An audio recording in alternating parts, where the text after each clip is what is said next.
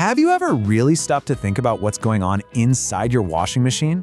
I mean, it seems like such a simple chore, right? But it turns out, every single load of laundry is a high-tech battleground, a secret war being fought at the molecular level. Okay, let's get into it. You know, for the longest time, fighting stains was all about brute force. We'd boil our clothes, use these super harsh, aggressive chemicals. It was basically a war of attrition. But today, the game has completely changed.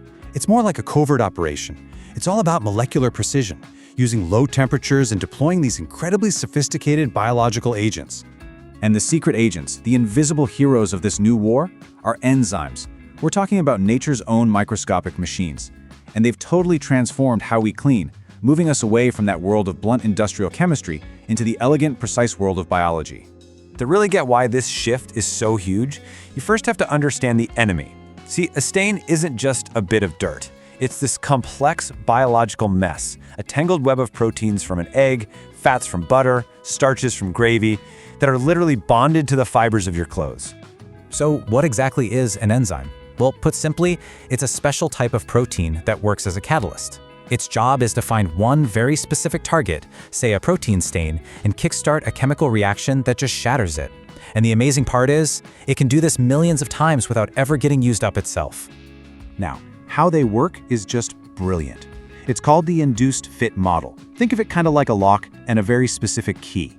First, the stain molecule, the substrate, finds a little pocket on the enzyme called the active site. Then, the enzyme actually changes its shape, just a tiny bit, to get a perfect, super tight grip. This puts so much stress on the stain's chemical bonds that they just snap, the broken pieces get released, and the enzyme is immediately free to go hunt its next target. It's unbelievably efficient. But here's the crucial part. It's not just one size fits all. Your detergent doesn't have just one type of enzyme. It has a whole team of specialists, almost like a special ops unit, where each one is engineered by nature to hunt down and take apart a very specific kind of stain. So let's start with public enemy number one, proteins. We're talking about those notoriously tough stains from things like blood, grass, sweat, or egg.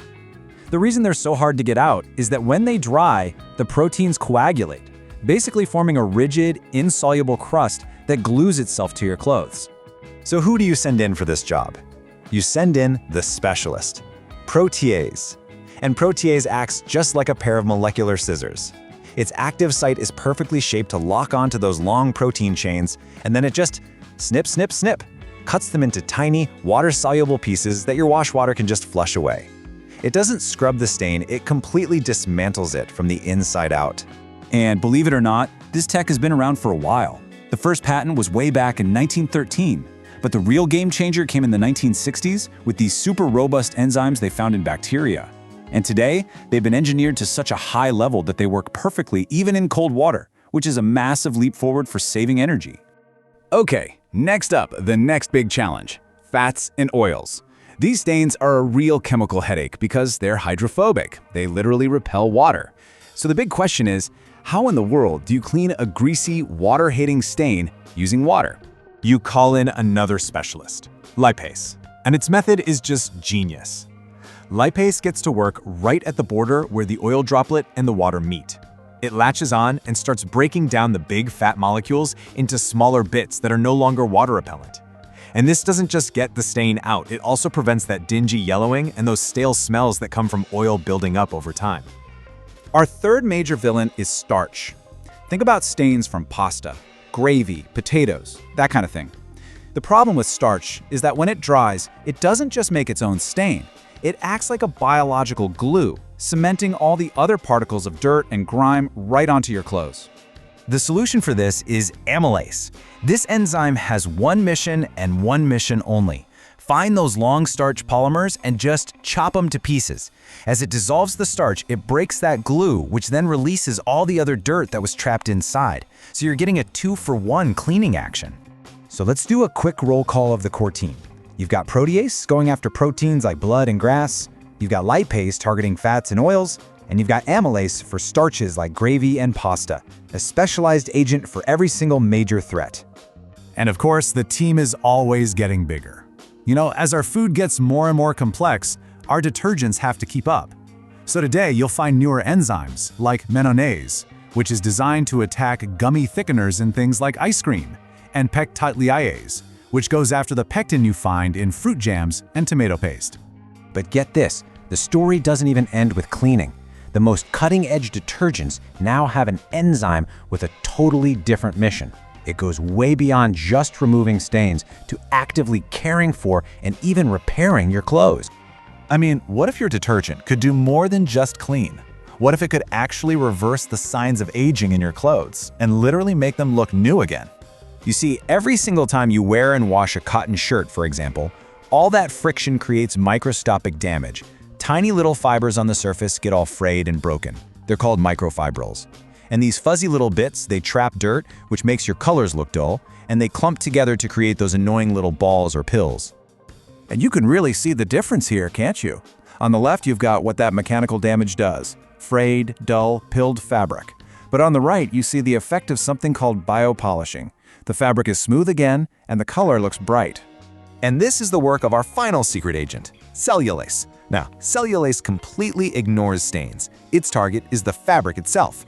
It's programmed to find those tiny frayed microfibrils and gently shave them right off the surface of the yarn.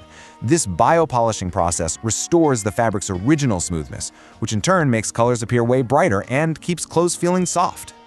So when you put all of this together, you start to realize this isn't just about getting cleaner clothes. This is a quiet, completely unseen revolution, all driven by molecular science that has totally changed laundry day as we know it. You know, it's funny how the most profound changes are often the ones we can't even see. We just notice that our clothes are cleaner, they're brighter, they last longer, and we never even think about the microscopic army that's doing all the heavy lifting. So what this all means for you is that this is your new reality. You're getting truly effective cleaning in cold water, which saves a ton of energy. You're getting a deeper removal of stubborn stains and odors. And you're even getting active protection against your clothes aging and looking dull. And it's all happening invisibly at a molecular level in every single wash. All right, let's get right into it. You know, every time you walk down a grocery aisle, you are literally surrounded by invisible technology. In this explainer, we're going to pull back the curtain on the silent, microscopic engineers that are making our food better, safer, and last a whole lot longer. It sounds a bit like a riddle, doesn't it? I mean, one's a liquid dairy product, the other's a baked good, but the answer? Well, the answer reveals the shared, elegant secret that's hiding in both of them. A technology that works with, believe it or not, surgical precision. You see, for a long time, food processing often meant just using brute force, blasting products with extreme heat or dousing them in strong acids. And sure, it worked, but it was kind of like using a sledgehammer for brain surgery. You just destroy flavor and all those good nutrients in the process. The alternative, as we're about to see, is a much smarter approach. It's all about making one tiny targeted change while leaving everything else perfectly intact. And the tools that make all this possible, they're called enzymes.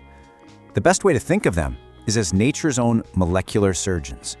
They can go into the incredibly complex world of a food product, find one specific molecule they're looking for, make one specific cut, and then just leave. All without disturbing anything else. It's pretty amazing. So let's start with our first case study, lactose-free milk. Now, this isn't just some niche product you see on the shelf. It is a brilliant piece of biochemical engineering that has solved a massive global problem. And the scale of that problem is just staggering. An estimated 70% of adults worldwide can't properly digest milk. We're talking billions of people who would otherwise face some serious discomfort from drinking milk or eating dairy. So, what's the deal with lactose intolerance? Well, it's actually pretty simple. Our bodies are supposed to make an enzyme called lactase, and its job is to break down lactose, which is the sugar in milk. But for most of the world's adults, our bodies just stop making it after we grow up. So without that lactase enzyme, this big, bulky lactose molecule travels all the way down into the large intestine completely undigested. And down there, it becomes an absolute feast for gut bacteria. They ferment it, and in the process, produce enormous amounts of gas. At the exact same time, all that sugar starts drawing water into the gut, which leads to all the painful symptoms people know all too well. So, the solution is just beautifully simple. If the human body can't make the enzyme inside, why don't we just add the enzyme directly to the milk before anyone ever drinks it? And this is exactly how it's done on a huge industrial scale. A very precise amount of this lactase enzyme is added to a massive chilled tank of milk. It's left for about a day to just do its thing, which is snipping every single lactose molecule into two smaller, easily digestible sugars, glucose and galactose. Afterwards, the milk gets pasteurized, and the heat from that process completely deactivates the enzyme, so it's not even active in the final product you buy. But here's a really interesting side effect. It turns out that those two new sugars, glucose and galactose, actually taste way sweeter to our tongues than the original lactose molecule did. So lactose-free milk has this naturally sweeter taste, and there's absolutely no added sugar. It's just a cool bit of chemistry. Okay, let's shift gears to our second example and bust a huge myth while we're at it. We all think we know why bread goes stale, right? But what if I told you it has almost nothing to do with it drying out? This is the key. Staling is an internal, structural transformation. It's not about water leaving the bread, it's about the starch molecules that are already inside the bread fundamentally changing their shape and locking up tight. Yeah, there's a scientific term for it, retrogradation. You can think of it as the slow, relentless attempt by those starch molecules to go back to the hard, crystalline state they were in before they were ever baked. And as they do this, they literally squeeze out water, and that's what makes the bread become hard and rigid. And this visual just shows it perfectly. In the oven, starch soaks up water and bursts open, and it forms this soft, messy, chaotic gel. That's what we call fresh bread. But as soon as it starts to cool, the long branches of those starch molecules, which are called amylopectin, they start to neatly line back up, forming a hard, crystalline structure, and that is stale bread. So how in the world do you stop this? You can't really fight physics, but you can sabotage the process. Bakers add very specific enzymes that act like molecular roadblocks, and they physically stop those starch branches from lining up so neatly. So here's how it works. An enzyme called amylase gets activated by the heat of the oven. It gets to work snipping off the long outer branches of the amylopectin. And these new shortened branches, well, they just can't link up properly to form that hard, rigid crystal structure anymore. And the result? You get bread that stays soft and delicious for days, sometimes even for weeks. But you know, fighting staling is really just the end of the story. There's a whole team of enzymes working together right from the very beginning to build the perfect dough before it even thinks about hitting the oven. So let's meet the team. First, you've got xylanases. These guys are masters of hydration. They break down other things in the flour that are hoarding water, releasing it so the dough becomes more flexible and workable. And then you have lipases. These are the master transformers. They take the fats that are already in the flour and turn them into something incredibly useful. This is just incredible science, seriously. The lipase enzyme performs a little bit of chemical surgery on the natural fats in the flour, and it turns them into powerful emulsifiers. These brand new molecules act like a support crew for the gas bubbles made by the yeast, making them stronger so they don't collapse. And what does this do? It creates that perfect fine texture and that amazing volume you see in a great loaf of bread, all with a clean label solution. So, from the milk we drink to the bread we eat, we're seeing the work of these hidden engineers everywhere. It's a technology that is all about precision, not about destruction. So what's the big takeaway here? Well, enzymes let us make these incredibly precise changes. They solve huge dietary problems, they fight food waste by extending shelf life, they perfect the texture of our food, and they even let companies replace chemical additives with natural solutions. They are, quietly but completely, revolutionizing the food on our shelves. You squeeze an apple at home, and you get this thick, cloudy liquid. But the juice you buy at the store, it's sparkling and totally clear. So what's going on? Is it some kind of magic? Well, not exactly. It's actually industrial-strength biology, and it all boils down to one tiny, super powerful secret weapon. So let's go back to that cloudy apple juice. The reason it's so murky is a molecule called pectin. Pectin is basically the biological cement that holds all the plant cells together. So when you press the fruit, all that pectin creates this sticky, dense web that traps tiny bits of pulp and stuff, making the juice thick, cloudy, and almost impossible to filter properly. So how do you solve that? Well, you call in the demolition crew. A very specific enzyme called pectinase is added to the juice, and it gets to work immediately, just dismantling that entire pectin web. Once the pectin's gone, all those little cloud particles have nothing to hold them up, so they just clump together into these big, heavy clusters, which are then super easy to filter out. And just like that, one simple enzymatic step gives us that beautiful, crystal clear juice. But enzymes don't just fix how things look, they can fix how they taste too. A lot of citrus juices, especially grapefruit juice, have this natural compound in them called naringin, and man is it bitter. Now, the solution isn't just to dump in a bunch of sugar to cover it up. No, it's to perform a kind of molecular surgery using another highly specialized enzyme. And the precision here is just incredible. Get this. The enzyme naringinase works in 2 distinct steps. First, it makes one tiny molecular cut, turning that super bitter naringin into a new molecule that's already a third less bitter. Then it makes a second and final cut, which turns that molecule into something that is completely 100% non-bitter. Just like that, taste problem solved. Okay, so beyond demolition, enzymes are also master converters. They're amazing at transforming big, clunky, unusable molecules into something way more valuable. And you know what? There is no better place to see this in action than inside a brewery. So here's the fundamental problem with brewing beer. The yeast, the stuff that actually makes the alcohol, can't eat the starch from the barley. It just can't.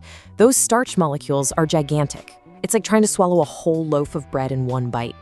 So those starches have to be broken down into little bite-sized simple sugars first.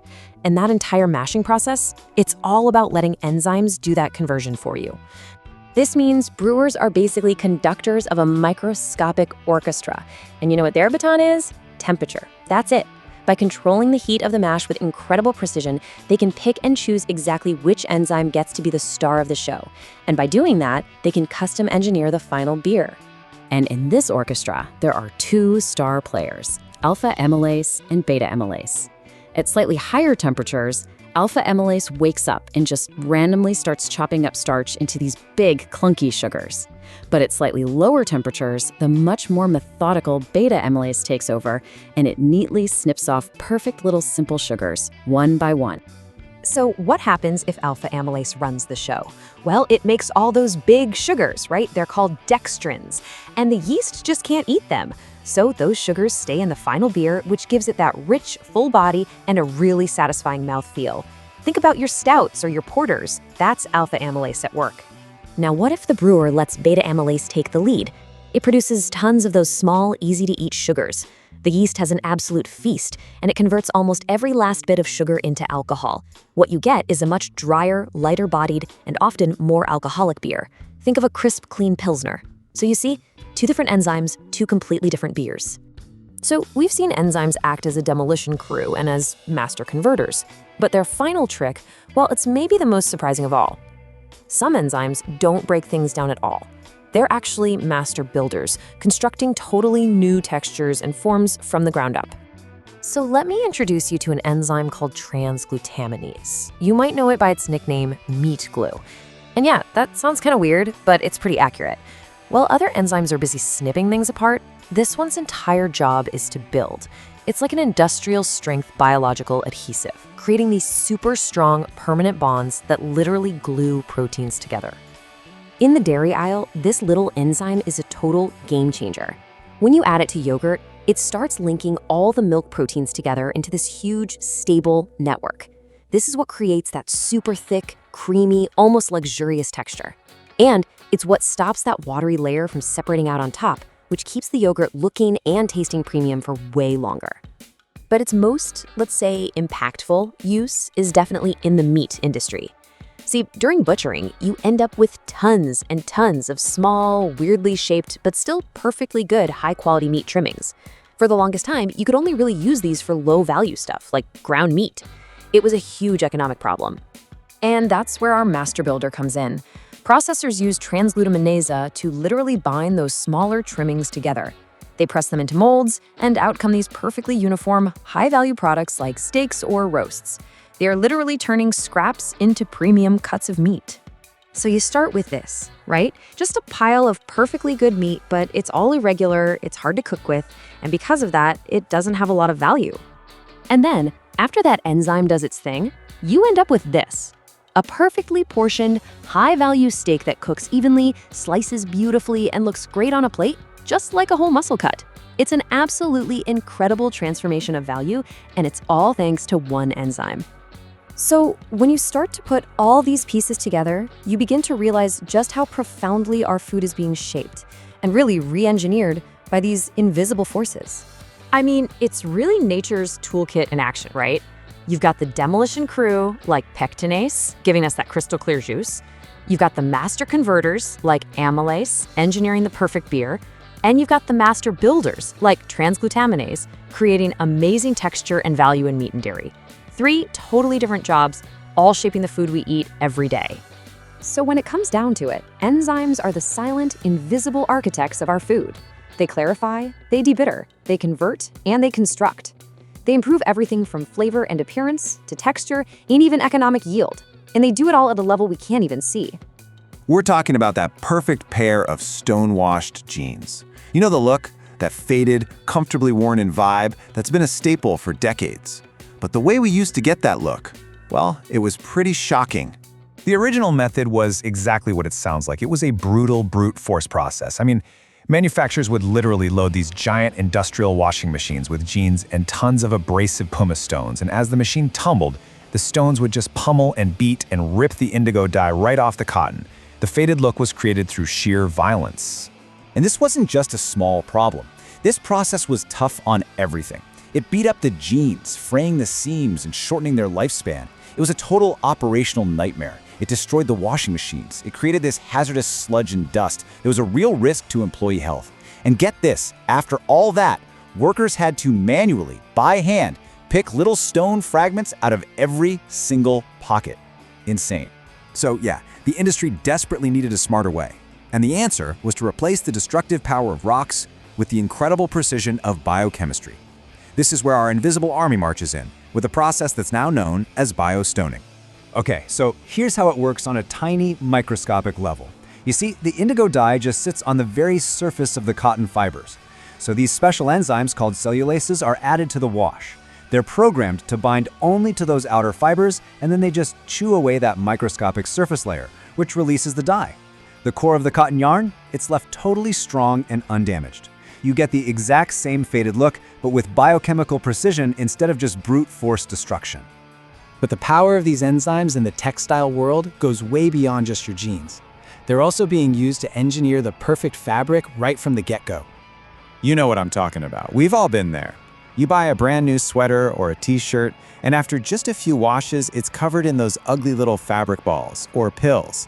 Turns out, that's caused by tiny loose microfibers just sticking out from the surface of the yarn. The solution is a process called biopolishing. And here, the same types of cellulase enzymes perform what's basically a microscopic shave. It's so cool. They hunt down those fuzzy little microfibers and just cleanly snip them off at the base. And the result? You get a permanently smooth, pill-resistant fabric that feels softer, drapes better, and, as a bonus, even shows off a more vibrant color. Enzymes are also solving another huge industrial headache: bleach cleanup. So before you can dye cotton, you have to bleach it white with hydrogen peroxide. But even a tiny bit of leftover bleach will totally ruin the dye. The old way to get rid of it? Wasting massive amounts of hot water and energy to just rinse and rinse and rinse it away. The new way? A tiny dose of an enzyme called catalase. It instantaneously neutralizes the bleach by turning it into harmless water and oxygen. It's way faster, it's cheaper, and it even lets them dye the fabric in the very same bath. A total game changer. And this is where the story gets really fascinating. One of our sources puts it perfectly. The fundamental principles are remarkably analogous to their advanced application in cosmetic skincare. This is the perfect bridge, because the same logic that's used to shave fuzzy fibers off a t-shirt is now being used to rejuvenate our own skin. So let's make that jump. We're moving from engineering fabric fibers to refining the outermost layer of human skin. We're talking about exfoliation, the process of removing that layer of dead cells that can make our skin look dull. Now, traditionally, this was done with a couple of pretty blunt approaches. You had mechanical scrubs, which use gritty bits that can actually cause tiny micro tears and irritation. And then you've got chemical peels, which are even more aggressive. They use harsh acids to basically burn away the glue that holds your skin cells together. And that often leads to redness and inflammation, especially if you have sensitive skin. Enzymatic exfoliants, though, are completely different. They are this incredibly sophisticated, gentle alternative. So instead of physically tearing or chemically burning the skin, they act like microscopic scalpels. They work with surgical precision, dissolving only the specific proteins that bind those dead, ready-to-shed skin cells to the surface. It's brilliant. And what's amazing is where these enzymes come from. They're sourced directly from nature. You've got bromelain from pineapple stems, which also happens to be a potent anti-inflammatory. There's ficin from fig trees, which gives you antioxidant benefits, and papain from papaya, which actually helps other skincare ingredients absorb better. So they're not just exfoliating, they're multitaskers, delivering all these extra benefits to the skin. So the contrast here really couldn't be more clear. On one side, you have the brute force of tearing and burning. And on the other, you have the bio-precision of enzymes, which gently unglue just the dead cells, target only specific protein bonds, and work at the skin's natural pH, all while preserving the healthy, living tissue underneath. It really is the difference between demolition and delicate artistry. From our jeans to our face wash, the pattern is undeniable. This isn't just some niche, quirky technology. It's a massive shift in how we design and make things. The big idea, the main takeaway from all of this, is a fundamental paradigm shift. Instead of using these harsh, inefficient, brute force methods that work against nature, we're finally learning how to use nature's own precise and efficient tools to work with it. It's just a smarter, more elegant, and way more sustainable approach. But here's the thing. Getting these amazing little molecules from a cozy lab environment into a product on the shelf is, well, it's not easy. They face one massive challenge. They're incredibly powerful, for sure, but they're also unbelievably fragile. Just think of them as these tiny, super efficient biological machines. I mean, in nature, their whole job is to speed up chemical reactions, basically making life itself possible. But you take them out of their natural home, that nice, highly regulated cell, and their delicate little structures, they can fall apart almost instantly. This comparison right here, it just nails the core problem. See, inside a cell, an enzyme is safe, it's protected. But inside a bottle of detergent or a face cream, it's like a hostile war zone. It's getting blasted with heat, weird chemicals, moisture, all things that can cause fast, irreversible damage. And a damaged enzyme, it's totally useless. So how in the world do scientists get around this? How do you produce these delicate little molecules on an industrial scale? Well, the answer is genius. They don't build bigger factories, they build microscopic ones. They harness the incredible power of fermentation.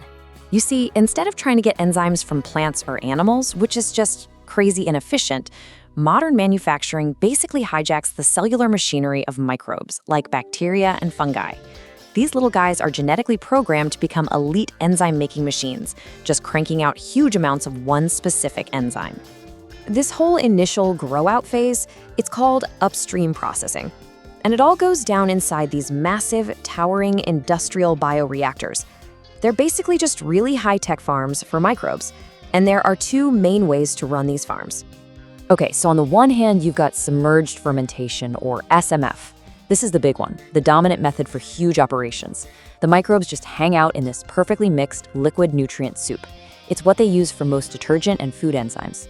Then, on the other hand, you have solid-state fermentation, or SSF. In this case, the microbes grow on a moist, solid surface like wheat bran, kind of like how fungus grows in nature. It's tougher to scale up, but it makes these super concentrated enzymes that are perfect for specialized jobs, like in fancy baking.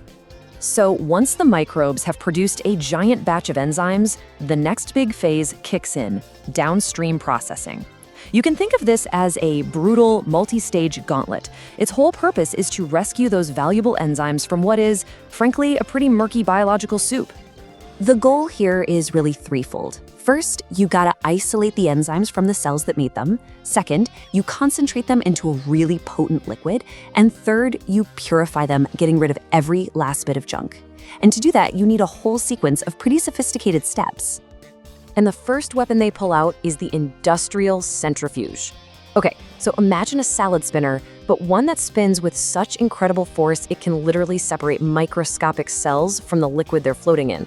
It's the first huge step in cleaning up that soupy broth. So as the stuff spins at insane speeds, all the heavier bits, the cells and other gunk, get packed down into a thick paste at the bottom. This lets the engineers just draw off that lighter, clearer liquid from the top, which is now full of our precious enzymes. But hey, that liquid is still a long way from pure. The next step is membrane filtration. This is all about pushing the liquid through a series of special membranes that have microscopic pores, acting like an incredibly fine sieve to catch any leftover junk. First up is microfiltration, which gets rid of any little bits of bacterial debris still floating around. Then, ultrafiltration takes over. Under super high pressure, water and salts are squeezed through even tinier pores. But the enzyme proteins, they're way too big to get through, so they get left behind, getting more and more concentrated into this thick, powerful syrup. Now, for those jobs that need absolute no compromises purity, we're talking high-end cosmetics or crystal clear beverages, there is one final, incredibly precise step: chromatography. This is really the pinnacle of purification tech. The way it works is just so cool. That concentrated enzyme solution gets passed through these huge steel columns, and they're packed with these special chemical resins. The best way to think about these resins is that they're designed to act like highly specific molecular magnets. So as the liquid flows through, only the target enzyme molecules actually stick to those resin magnets. Everything else, all the other stray proteins and contaminants, it just gets washed right on by.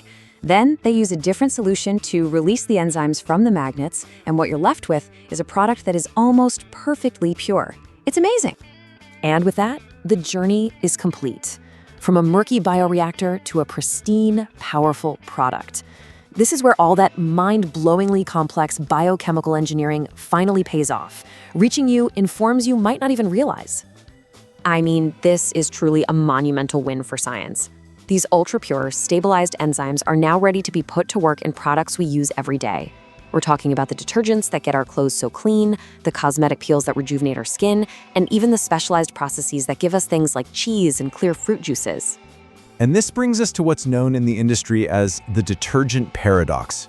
It's this wild, fundamental conflict that's happening inside every single bottle. To get this, you have to meet our main character, an enzyme called protease. Think of it like a microscopic heat-seeking missile. Its one and only job is to find proteins. We're talking blood, grass, food stains, and just completely obliterate them. And it is very good at its job. And here's where things get complicated. Detergent is a cocktail, a mix of different enzymes designed to attack different things like fats and starches. But the protease is so aggressive it can't tell the difference between a protein stain on your shirt and the other enzymes floating around with it in the bottle. To a protease, it's all just food. So if you just left it alone, it would go on a rampage, cannibalizing all the other enzymes. This process is called autoproteolysis, and it would make a brand new bottle of detergent totally useless in just a matter of days. So how in the world do chemists stop this self-destruction in liquid detergents? Well, they use a strategy of pure, elegant deception. Let's call it liquid trickery. The challenge is pretty obvious. You gotta shut down these hyperactive proteases. And the solution is a masterpiece of chemistry called reversible competitive inhibition. I know, that sounds super technical, but the idea is actually simple. Inhibition just means you stop it. Competitive means it works by competing with the stains. And the key word here, reversible, means it's not permanent. It's basically a built-in off switch. So here's how this little deception actually works. The formulators add special boron compounds into the mix. These compounds are designed to target the protease's active site. That's the business end, the part that does all the destroying. The boron atom then forms a temporary bond right in that spot, and this is the genius part. It perfectly mimics the exact moment the enzyme is breaking down a stain. This trick basically freezes the protease mid-action, locking it into a reaction it can never finish. It's totally neutralized, just stuck in this dormant state. The source material really nails it here. It calls this an act of incredible biochemical deception. This isn't just about mixing chemicals. It's about actively tricking a microscopic biological machine into shutting itself down. Okay, so the enzymes are frozen. They're dormant. They're safe on the shelf. But how do you wake them back up to actually clean your clothes? The solution is just brilliant. You do it. The moment you pour that detergent into your washing machine, the huge rush of water instantly dilutes everything. That temporary boron bond just shatters. The protease is set free, and it immediately goes to work on the real stains on your clothes. It's so masterful. But hold on, that's for liquids. What about powdered detergents? They can't use the same liquid trick. They need a completely different strategy, one that's less about deception and way more about brute force protection. They literally build a fortress. See, powders have a double threat. First, the crazy intense heat of the drying process can just destroy these delicate enzymes. And second, They're packed right next to harsh chemicals like bleach, which would oxidize and ruin them in no time. So the enzymes need armor.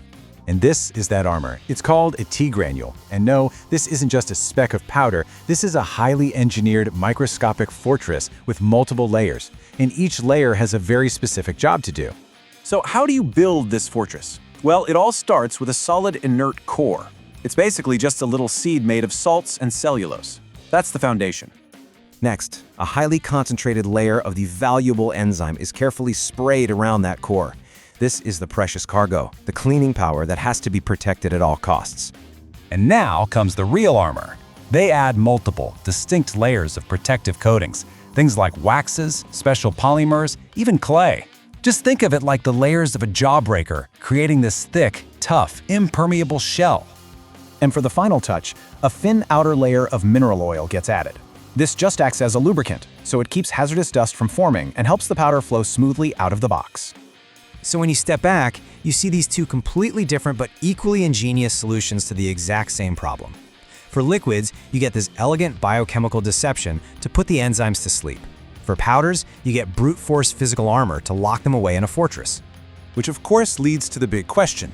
If the enzyme is locked up inside this heavy-duty, multi-layered fortress, how does it ever get out to clean your clothes? And the beauty of this whole design is that once again, you are the key. The hot churning water of your washing machine just dissolves those protective shells. The fortress walls come crumbling down, and the perfectly preserved enzymes are released to finally do their job. So when you look at that box or that bottle in your laundry room, you're not just looking at soap, you're looking at a genuine marvel of applied science. Let's just recap the whole thing. The core problem is that these powerful protease enzymes are literally programmed to destroy everything else in the bottle. So, the liquid solution uses some slick chemical deception to freeze them. The powder solution builds an armored, multi-layered fortress to isolate them. And in both cases, the simple act of you adding water is the key that unleashes all of this incredible science. You know, have you ever wondered if we could, teach nature to do new tricks? And I don't just mean training a dog. I mean training a single molecule to pull off a chemical reaction that has never, ever happened on Earth? Well, what if I told you scientists have already done it? Seriously, they've taught a molecule to do the impossible, and in the process, they've opened a door to a wild new future. It all kicks off with this really provocative question. See, we tend to think of technology and biology as two totally separate worlds, right? One's all silicon and metal, the other is carbon and water. But what if we could merge them? What if biology itself could become the ultimate manufacturing tool for our most advanced technology? To even begin to answer that, we've got to look at this major shift that's happening right now. It's a world where the tiny, microscopic machinery of life is actually being recruited to build the hardware of the future. Now, we've been using enzymes, nature's little catalysts, for a super long time. They're what make our cheese, they soften our genes, they create life-saving medicines. But now, scientists are taking these exact same biological tools and putting them to work in a totally new arena, building high-tech hardware and the digital systems that run our entire world. They're literally moving from the farm to the factory floor of the 21st century. So you might be asking, why on earth would you use a biological molecule to build a microchip?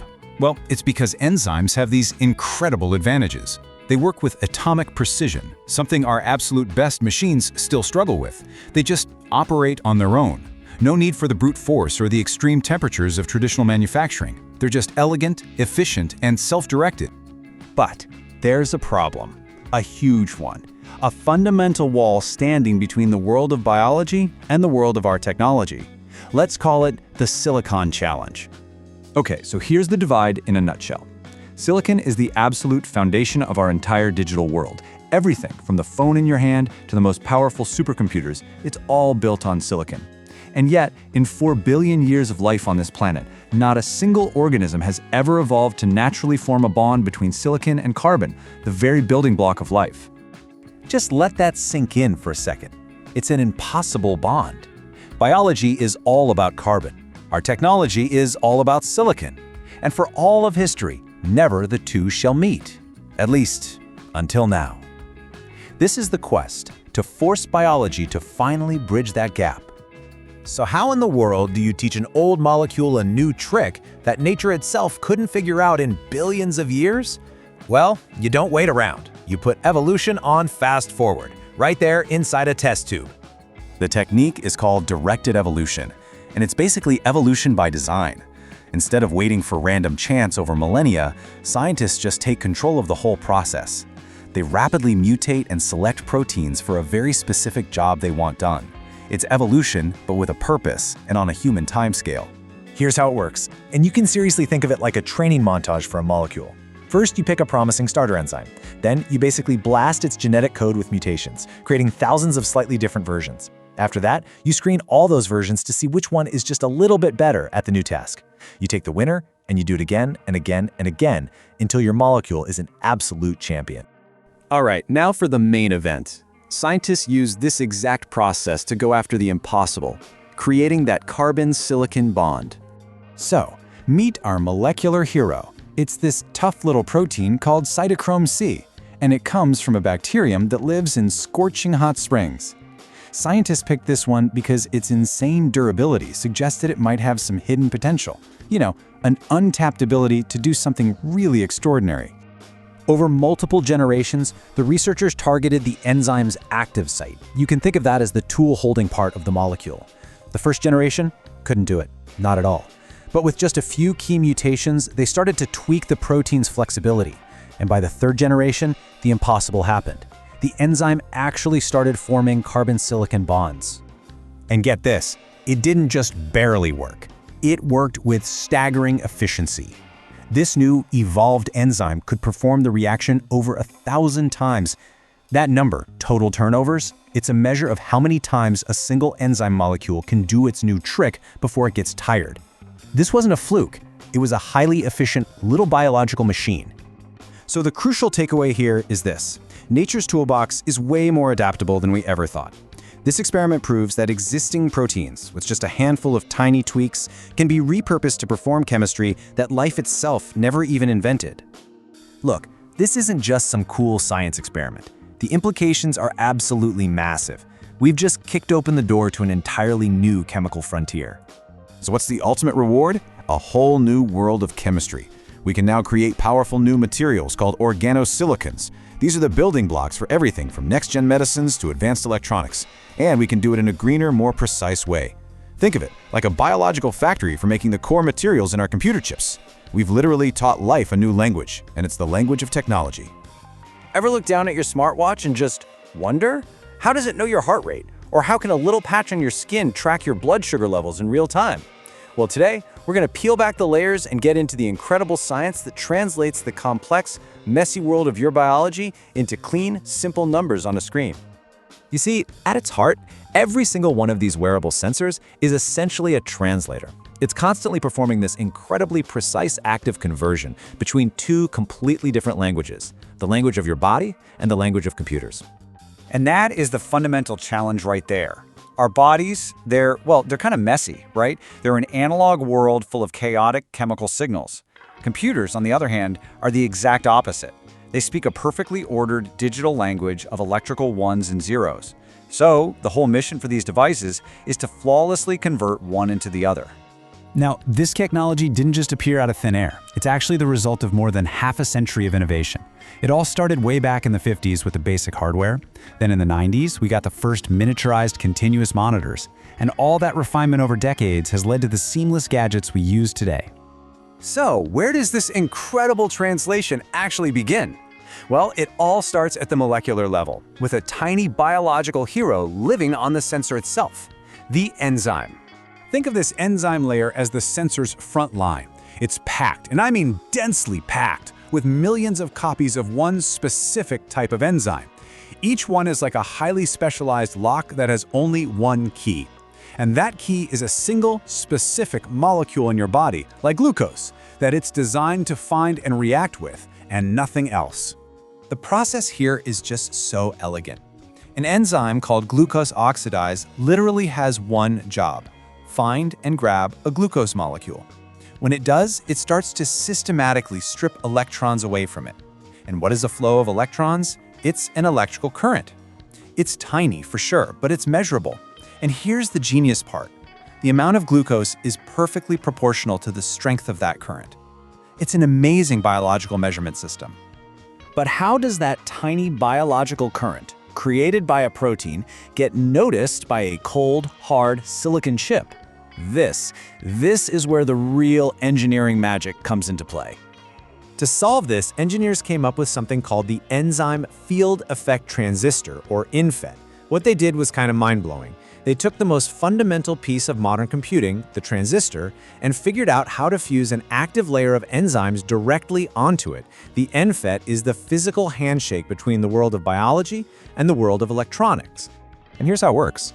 That tiny electrical charge from the enzyme's reaction actually changes the electrical properties of the silicon channel right underneath it. It's literally like a biological finger is reaching down and flipping a switch on the transistor, controlling the flow of information. For a brief moment, the chemistry of your body is directly controlling a component in a computer circuit. It's wild. Of course, actually attaching a delicate folded protein to a rigid piece of silicon is an incredible engineering challenge. I mean, it's like trying to glue a wet noodle to a glass plate and expecting it to stay perfectly still. You need some seriously advanced nanoscale manufacturing and a bunch of chemical tricks, like a sort of molecular scaffolding, to lock those enzymes in place so they don't unfold or just float away. Okay, so we've got a signal, but the raw signal coming from that ENFET isn't clean at all.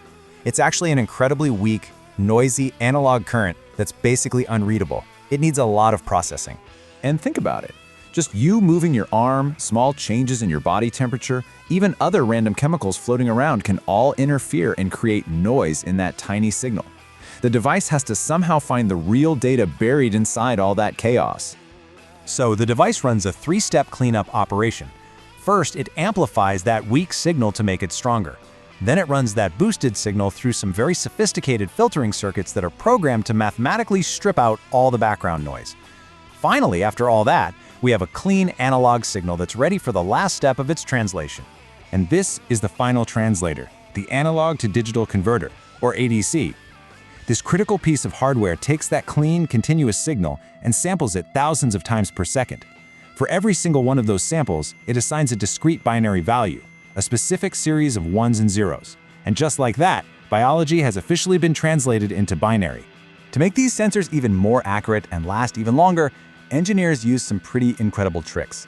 They do things like encapsulate the enzymes in protective polymer cages to shield them from all the gunk on our skin. And even crazier, they build 3D nanostructures, like these microscopic forests of silicon nanowires, to dramatically increase the sensor's surface area. More surface area means more enzymes, which gives you a much stronger, more reliable signal to begin with. This incredible fusion of hardware and biology is doing more than just letting us track our steps. It's opening the door to a future that goes far, far beyond simple fitness tracking. I mean, researchers are now developing applications that sound like they're straight out of science fiction. We're talking flexible bandage-like sensors that can screen for skin cancer markers, or e-textiles, smart clothing with sensors woven right into the fabric. But maybe the most mind-bending application isn't just about reading data from the body. It's about using the body's chemistry to actually compute. Yeah, let that sink in for a second. This leads to a fascinating idea. Instead of just using enzymes to create a raw signal, what if you could arrange them to perform calculations before that signal even hits the silicon? What if the biology itself could do the computing? So here's how that could work. We can build what's called a biological AND gate. A final electrical signal only gets produced if two different biomarkers are present at the exact same time. The first enzyme reacts with the first biomarker, and its reaction creates a new chemical. The second enzyme needs both that new chemical and the second biomarker to be present before it will react. If either one is missing, the chain breaks and you get no signal. The enzyme cascade is making a logical decision, perfectly mimicking a computer chip. Today, we're diving into a technology that could totally solve one of the biggest challenges of our digital age, and that is, how in the world do we store the insane amount of data we're creating every single day? This is the story of the molecular hard drive. No, really, just stop and think about that for a second. Every single video, every website, every email, all the data humanity has ever created. What if you could fit all of it into something you could just carry around in your pocket? It sounds completely like science fiction, I know, but it is actually becoming a scientific reality. You see, our current ways of storing data, hard drives, flash memory, they're incredibly fragile, they're power hungry, and honestly, they're hitting a wall. They're reaching their physical limits. But nature, well, nature figured out a solution billions of years ago. A storage medium that's unbelievably dense and can last for thousands of years. And that solution is DNA. Now, to really get why this is such a revolution, we first need to understand the sheer scale of the problem we're up against. And it's not a small problem. It's a full-blown data crisis. That quote really says it all, and the key word there is insurmountable. This isn't some problem we can fix by just making our current tech a little bit faster or a little bit smaller. No, we are fundamentally running out of room to store our digital world. Think about it. Conventional hardware has hard physical limits. You can only shrink transistors so much, and even worse, these devices start to break down within a few decades. This forces us into this endless, expensive cycle of running these massive, energy-guzzling data centers just to constantly copy information from old drives to new ones, simply to stop it all from vanishing into thin air. But what if the solution wasn't built from silicon at all, but from biology? And that brings us to DNA, the ultimate hard drive, perfected by nature over billions of years. So, you know how our computers think in a simple two-letter alphabet of just zeros and ones, right? Well, DNA is playing a whole different game. It uses a much richer four-letter alphabet, A, G, C, and T. And this four-base system is exactly what allows it to be such an incredibly efficient way to store information. Just how efficient are we talking? Well, the numbers here are just mind-boggling. A single gram of DNA, that's about the weight of a paperclip, can theoretically hold 215 petabytes of data. That's 215 million gigabytes. We're talking hundreds of millions of movies in a speck of matter you could barely even see. So to put that into perspective, what would that actually look like? Well, the entire internet, our whole digital history, every single cat video ever made, all of it could be stored forever in a physical space about the size of a shoebox. This completely changes what data storage even means. Okay, so DNA is the perfect storage medium. Amazing. But for decades, there's a huge catch. We knew what to write on, but we just didn't have the right pen. The first attempt to actually write DNA using a chemical process was just deeply, deeply flawed. This process, which was cooked up back in the 80s, was really a brute force approach.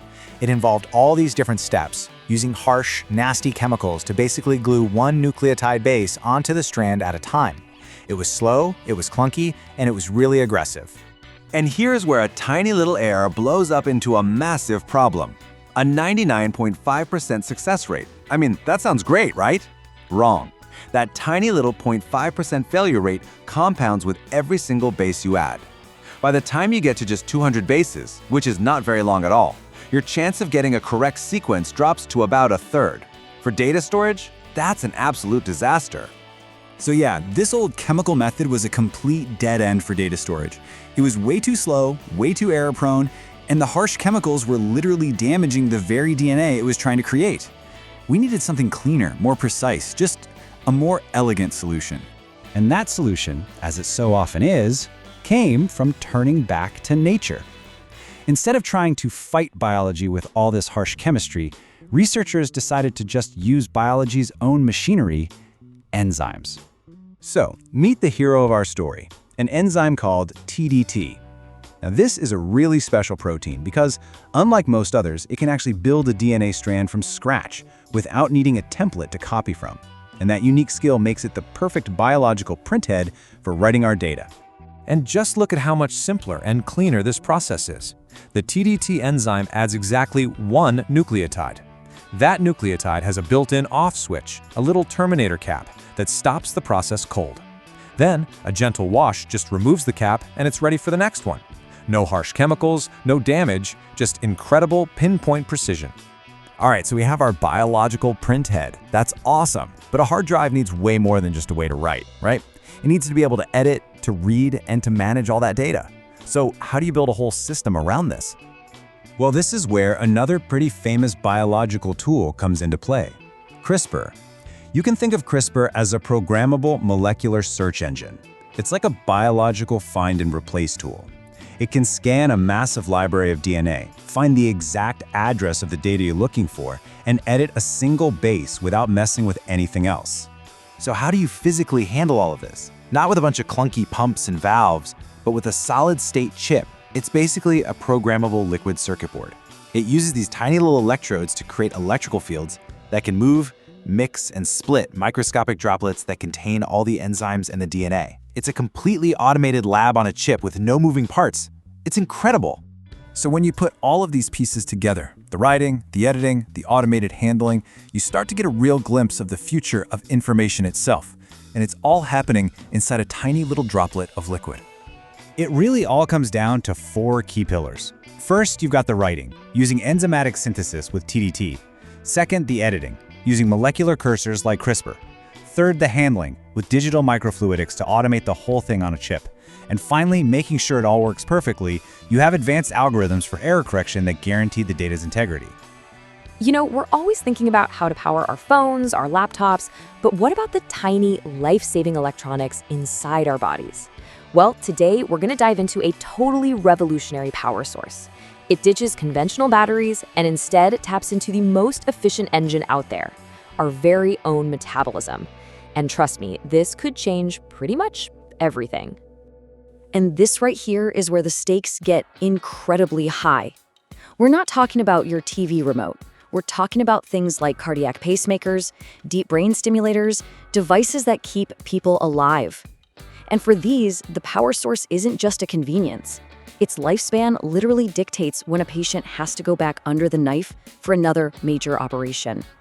You see, the real problem is that traditional batteries, everything from the AA's in your drawer to the sophisticated lithium-ion cells in medical implants, they're a huge engineering bottleneck. They're clunky, they're rigid, and, they always run out. This one physical limitation is what's holding back the entire next generation of electronics. So, to get around this, engineers are doing something really clever. They're looking to bypass those heavy metal batteries completely, and instead, they're looking to harness the continuous, super efficient power plant that is biology itself. And this has led to the rise of something called enzymatic biofuel cells, or EBFCs for short. You can just think of them as these incredible bio-batteries. And their fuel source, it's the organic sugars that are found everywhere, and most importantly, inside our own bodies. So let's put this into perspective, right? A traditional fuel cell needs something reactive, like hydrogen, and a super expensive catalyst, like platinum, to work. EBFCs? Nope. They use these highly specialized biological molecules called enzymes, and they run on simple sugars, like the glucose in your blood or even the lactate in your sweat. And the best part? The only waste product is pure water. Okay, so how in the world does this tiny power plant actually turn a simple sugar molecule into usable electricity? Let's get into the mechanics. Okay, so the basic setup has 2 key parts, a bioanode and a biocathode. But here's the really elegant part. You know that fluid that's needed to move ions back and forth, the electrolyte? Well, in this case, it's just the user's own body fluid. Your blood, your sweat, it actually becomes a working part of the battery itself. How cool is that? And the process itself is just this brilliant continuous cycle. It all starts at the bioanode, where these little enzyme machines grab passing glucose molecules. Then they get to work breaking the sugar's chemical bonds and stripping off these high-energy electrons. Those electrons then flow through the circuit, boom, you've got power. And finally, they arrive at the other end, the biocathode, where another enzyme uses them to turn oxygen into harmless water, ready to start the whole cycle all over again. Now, of course, getting this to work reliably in the real world, that wasn't easy. Engineers had to solve 2 really fundamental and super complex puzzles to make these bio-batteries practical. So here's the first challenge. You've got these enzymes, right? Well, they're these massive, densely folded proteins. And the spot where the electron actually gets ripped away from the sugar molecule is buried deep inside the thick, electrically insulating shell. So how do you get that electron out? Well, the first idea was something called a shuttle method. Basically, these tiny little molecules would dive into the enzyme, grab an electron, and then carry it out to the electrode. It worked, kinda, but it had a huge flaw. These little shuttles would eventually just drift away. And when they did, the battery's power would just fade over time. And that's a massive problem if you're talking about a long-term medical implant. So this is where the real game changer comes in, the direct wire method. This is the cutting-edge stuff. Engineers figured out how to build these incredible conductive nanostructures, things like carbon nanotubes, that physically pierce right through the enzyme's insulating shell. It creates this permanent, stable nanowire that goes directly to the action, letting those electrons flow out continuously with zero loss. Okay, puzzle number 1 solved, but that leads to puzzle number 2. These bio-batteries are amazing at producing a nice, steady trickle of power. But modern electronics, they often need sudden, intense bursts of energy, like when a pacemaker delivers a jolt or a transmitter sends a signal. So how do you solve that mismatch? The solution here is just ingenious. They basically combined the biobattery with a supercapacitor. The enzymes are embedded in this special conductive polymer that acts like a reservoir. So as the enzymes are chugging along, metabolizing sugar, they're constantly filling up this reservoir with charge. Then whenever the device needs a big burst of power, that polymer can release all of its stored charge in one massive, instantaneous pulse. And listen, these breakthroughs have implications far beyond just medical implants. We're talking about paving the way for a future of ultra-thin, flexible, and even disposable power sources. Let's take a look at what that means. The big dream here is scalability. The goal is to use the very same printing processes that we use to make computer chips to precisely deposit these enzyme layers onto microchips or even flexible paper-like materials. This opens the door to incredibly low-cost, high-volume mass production. And that has already led to some incredible stuff, like these paper-based bio-batteries. They use conductive carbon paper, and get this, they're activated by a single drop of liquid. Tiny little channels in the paper wick the fluid across the electrodes all by themselves, no pumps needed, and these things can power smart sensor tags, logistics trackers, pretty much the whole Internet of Things. And you might be thinking, a paper battery? How strong can that really be? Well, you'd be surprised. These paper-thin devices can generate several milliwatts per square centimeter. That's more than enough continuous juice to run microprocessors and even wireless transmitters, all fueled by nothing more than a drop of sugar water. Okay, so for more than half a century, Moore's Law has been the rule, right? Smaller, faster, more powerful chips year after year. But here's the thing, we're literally hitting a wall, a physical wall. The old ways of making these things, they just don't work anymore. They can't keep up. So let's just take a second to wrap our heads around the scale we're talking about here. It is mind-boggling. You've got billions of components, nanometers wide, all on one wafer. And to build these chips, you have to stack dozens of these circuit layers, one on top of the other. And between every single layer, the entire surface has to be flattened to, and I mean this literally, near perfect atomic smoothness. The margin for error isn't small, it's zero, absolutely zero. And here's where the real problem kicks in. We're moving past good old silicone. See, to power the stuff we rely on now, like our EVs, our 5G networks, all that high-power tech, we need next-gen materials. Think silicon carbide, gallium nitride. And these materials, they're just built different. They're incredibly hard, almost as hard as diamond, and they're chemically inert, meaning they just don't react to stuff. Our old tools, they just can't cut it anymore, literally. So that leads us right to the heart of the problem. You've got these super tough new materials. How in the world do you work with them? For a long time, the answer was simple. Just use more force, more pressure, a total brute force approach. And spoiler alert, it's creating way more problems than it solves. So the old school method is called chemical mechanical planarization, or CMP for short. And it's pretty much exactly what it sounds like. You take a wafer, you press it against this giant spinning pad, and you douse the whole thing in this slurry. It's a nasty mix of corrosive chemicals and tiny, super hard abrasive particles. So you're basically attacking it chemically and physically grinding it down at the same time. And when you use this brute force method on something like silicon carbide, oh man, it's a total disaster. I mean, for one, it is painfully slow. We're talking hundreds of hours for a single wafer. But that's not even the worst part. The sheer force you need creates all these tiny scratches, deep fractures under the surface, and it stresses the atomic structure. You end up completely wrecking the very electronic properties you were trying to create in the first place. Yeah, this quote here really says it all. The process has to rely almost entirely on immense raw mechanical pressure. Think about that. It's like trying to polish a diamond with, I don't know, a rock. The chemicals in that slurry, they barely do anything to this new stuff. So you're just left with this crude, violent grinding of one of the hardest materials on Earth. It's destructive, plain and simple. Okay, so if brute force is out, what's in? What's the solution? Well, this is where the story gets really, really cool. The answer isn't a bigger, stronger machine. It's a smarter chemical reaction, one powered by the incredible precision of biology itself. We're talking about enzymes. Yeah, get ready for a new term, biocatalytic CMP. So instead of just, smashing things flat with physical force, this process uses these highly specialized industrial enzymes that are mixed right into the polishing fluid. And these little biological machines, they do all the heavy lifting chemically. It completely changes the game. And here's how it works. And it's just so elegant. First, these enzymes are designed to go in and target only the specific atomic bonds on the tippy-top layer of the wafer. A rapid little reaction happens, and poof. That super hard surface is converted into a really, really thin, soft layer of oxide. And once it's soft, you don't need a grinder anymore. You can just use a gentle sweep with some soft abrasives to wipe it away, leaving behind a pristine, totally undamaged atomic lattice.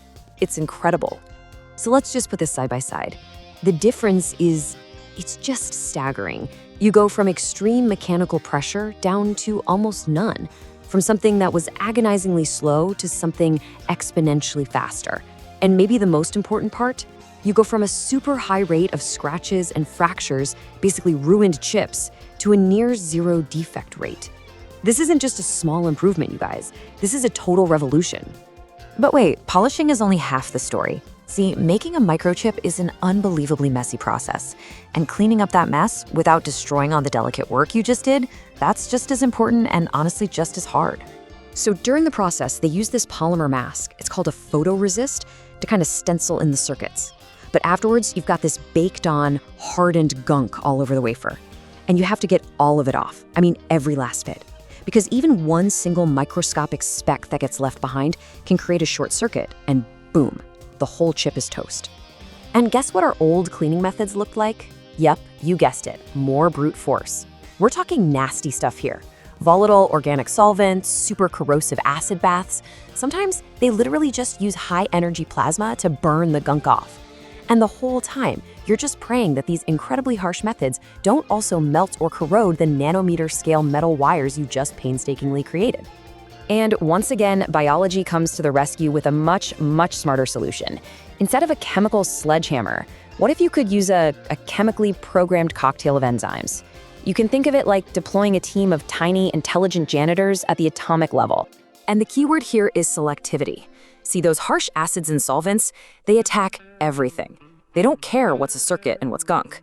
But these enzymes, things like proteases and lipases, they're programmed. They are designed to only break down the specific molecular bonds of that leftover organic polymer. They physically cannot react with the inorganic metal or silicon of the circuits. So the circuits, they're left completely untouched. Perfect. Okay, let's zoom out for a second. What does this all really mean? Because this is so much bigger than just a better way to make computer chips. What we're really looking at here is the start of a fundamental shift in how we build everything. Think about it. For a century, our tech toolkit has been based on physics and pretty harsh chemistry. But now, we're adding the sophisticated, refined machinery of the biological world to that toolkit. We're not just using biology to understand things anymore. We are starting to build with it. And this new toolkit, my goodness, it opens up a world of possibilities that sounds like straight up science fiction. I'm talking about using enzymes like polymerase to store massive amounts of data in DNA, creating biofuel cells that can literally pull energy from the environment around us, building biological logic gates and smart sensors that can translate our own body chemistry into digital data. It's a whole new world. Yeah, this quote really nails it. An incredible synthesis of wetware and hardware. Wetware, that's the machinery of life itself, and we're merging it with our digital hardware. This is what it looks like when you fundamentally change the entire future of technology. So it really leaves you with this one big question, doesn't it? For the last 100 years, we've been trying to force our world to be more orderly, more mechanical, more like our machines. But maybe the real future, the next giant leap, is about making our machines more like nature. Building technology that has the same elegance, the same efficiency, and the same atomic level precision as life itself.